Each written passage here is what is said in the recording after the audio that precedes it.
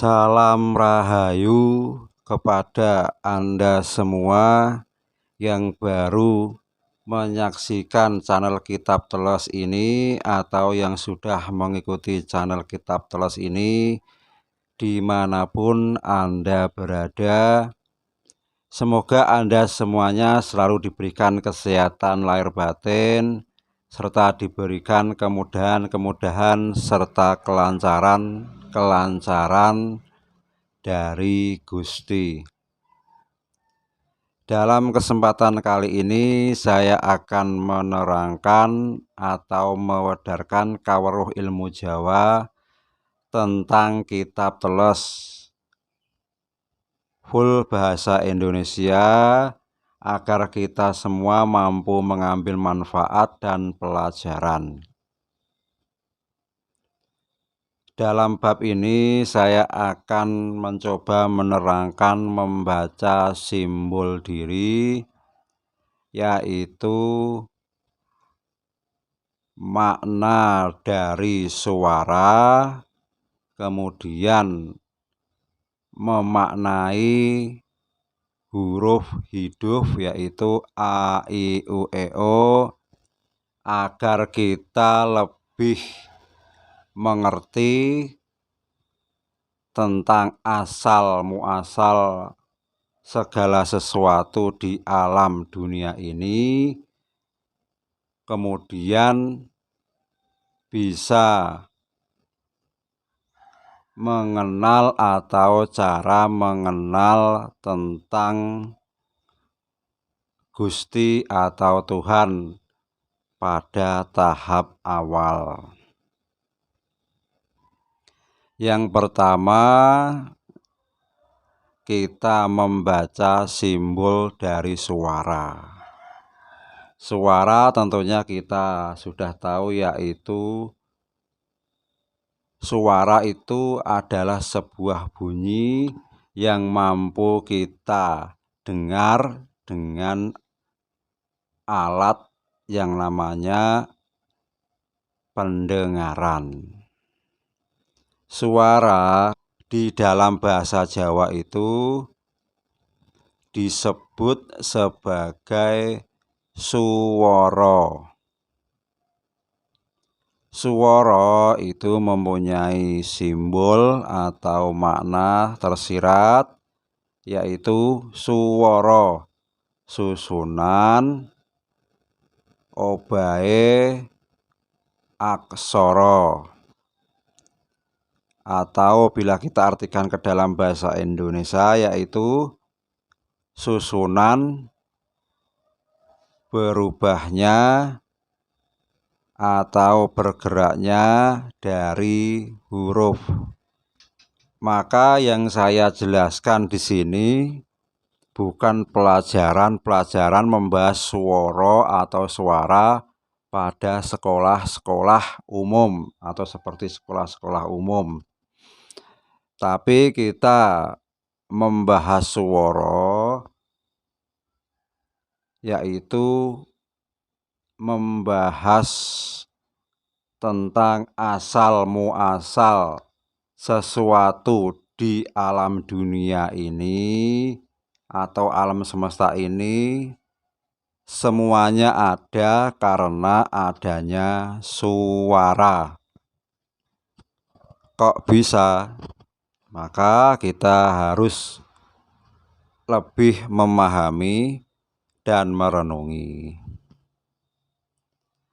Saya contohkan, ibaratnya batu itu tidak ada kalau tidak kita suarakan atau kita kasih nama.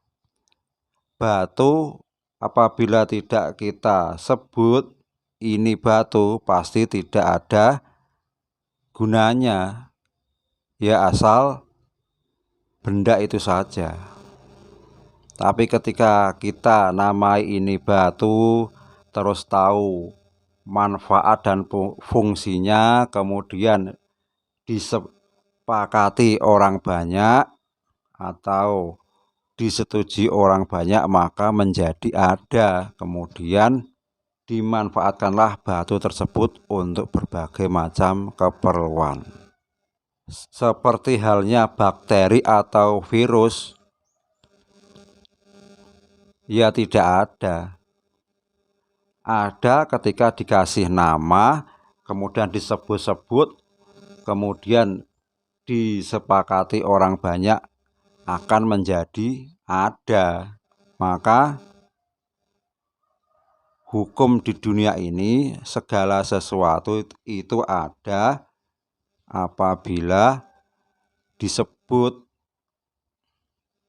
maka menjadi ada. Maka banyak sekali di alam semesta ini yang tidak kita sebut ya tidak ada. Banyak yang kita tidak ketahui, tapi setelah kita ketahui, kita sebut, kita beri nama, kemudian disetujui orang banyak, menjadi ada. Maka begitu pun dengan yang namanya Tuhan. Tuhan apabila tidak ada yang menyebut, mensuarakan, menyerukan, maka tidak ada. Ya memang tidak ada kenyataannya. Kalau tidak ada yang menyebut, tapi ketika disebut, disuarakan, diserukan, maka menjadi ada. Karena apa? Didengar orang, kemudian orang penasaran, kemudian orang pada mencari, maka menjadi Tuhan itu ada. Itulah hukum di alam semesta ini. Segala sesuatu ada karena disuarakan atau disebut. Maka kita harus masuk lagi membahas yang namanya huruf hidup, yaitu biasa kita kenal huruf hidup itu ada 5, yaitu A, I, U, E, O. Selain itu juga ada huruf mati. Maka dalam Khasanah Kawruh Jawa tentang kitab teles A, I, U, E, O itu mengandung petunjuk hidup atau mengandung simbolis yang bisa kita jadikan pelajaran yang nyata. A, I, U, E, O itu mengandung makna, yaitu aku iki urip, eninge omongan. Saya ulangi, aku iki urip, eninge omongan. Bila kita artikan ke dalam bahasa Indonesia, itu mengandung makna atau arti, yaitu aku ini hidup, eningnya atau sunyinya suara. Maka kalimat ini atau petunjuk ini tidak bisa kita telan mentah atau kita pahami begitu saja, maka kita tidak akan menemukan apa-apa. Maka perlu dikaji secara mendalam sesuai pemahaman kita masing-masing. A, I, U ini bermakna aku iki urip atau aku ini hidup. Hidup di dalam bahasa Jawa itu diartikan urip. Jadi bisa kita amati di dalam diri kita sendiri maupun di luar diri, di alam semesta, bahwa sebenarnya hidup atau urip itu sudah ada. Urip atau hidup itu sudah ada. Bisa kita lihat, dari luarnya, tapi hidup atau urip itu sendiri tidak ada bentuknya, tidak ada wujudnya, tapi kita bisa mengamati dari bentuk luarnya, yaitu segala sesuatu yang di situ ditempeli hidup, maka dia akan tumbuh, berkembang, bergerak, mempunyai manfaat. Itu salah satu bahwa di situ ada hidup atau urip atau ada kehidupan. Tapi saya ulangi lagi, hidup sendiri kita lihat memang tidak ada bentuknya, tidak ada wujudnya, dipegang pun tidak bisa. Ini bisa kita buktikan, bisa kita praktekkan, yaitu kita waktu memotong ayam. Di situ ayam ada kehidupan, dia tumbuh, bergerak, bersuara, punya manfaat. Tapi ketika kita potong, ketika hidup itu keluar dari ayam, maka dia tidak bergerak, kita sebut mati. Tapi apakah kelihatan hidup itu ketika ayam kita bongkar dalamnya? Tidak bisa diketahui, tidak bisa dilihat. Maka disebutlah yang maha hidup atau kang moho urip, atau zat yang maha hidup. Maka suara pun kalau tidak ada huruf hidup a, i, u, e, o, maka tidak bisa bersuara. Tidak ada huruf hidup, maka disimbolkan aku ini hidup atau aku iki urip, bahwa zat yang maha hidup tadi mensuarakan makhluknya atau ciptaannya itu untuk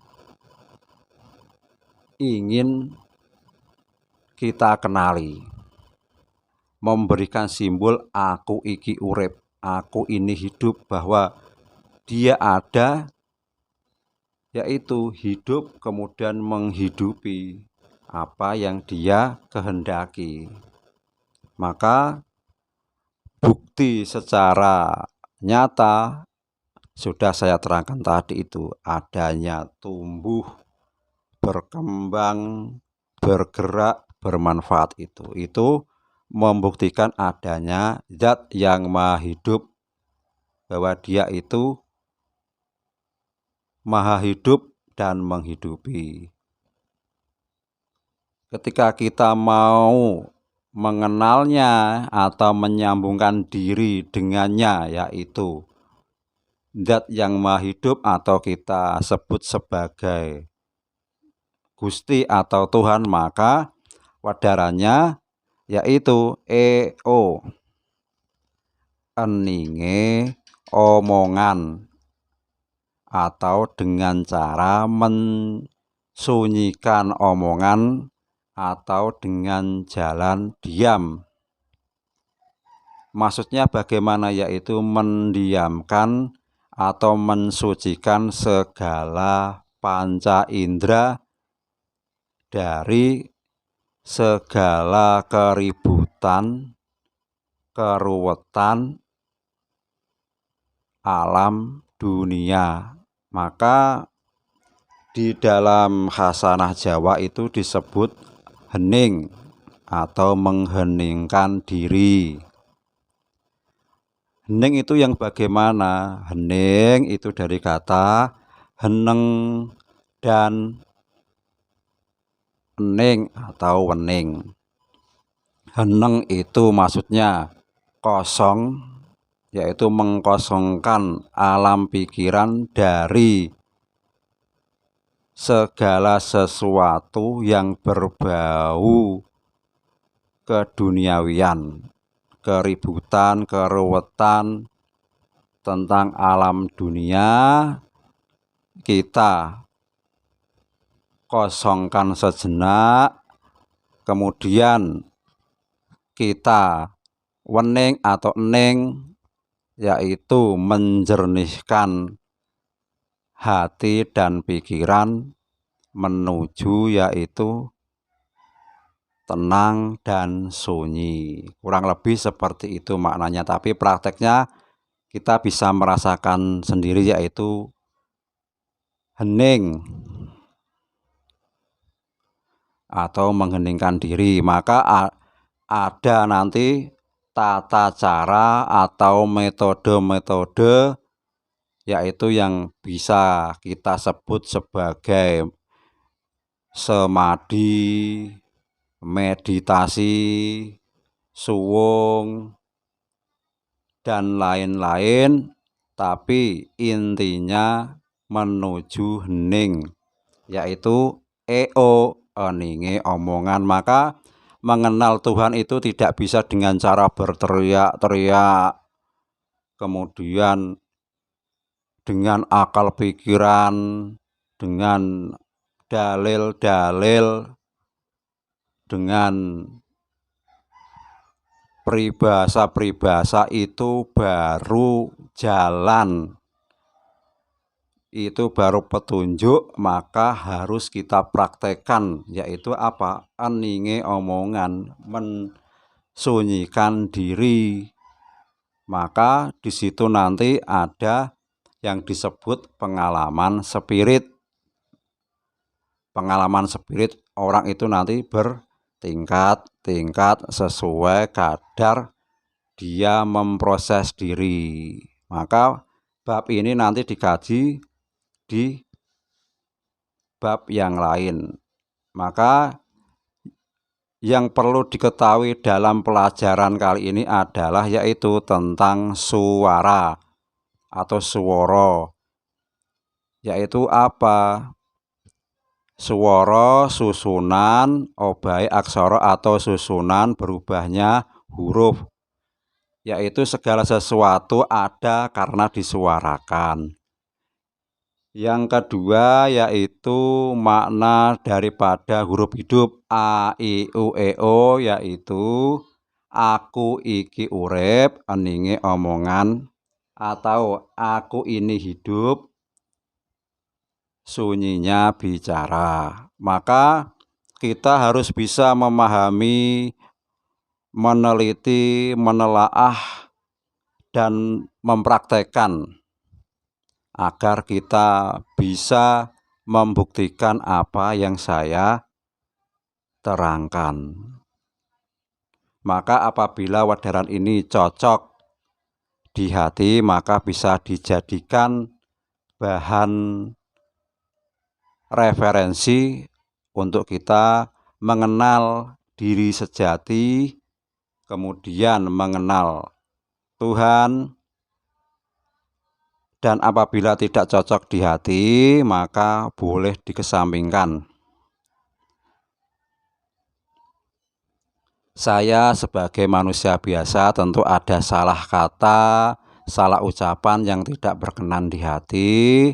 Maka saya mohon maaf sebesar-besarnya. Semoga Anda semuanya memberikan maaf yang sebesar-besarnya. Harapan saya Anda bertambah pelajaran dan wawasan keilmuan.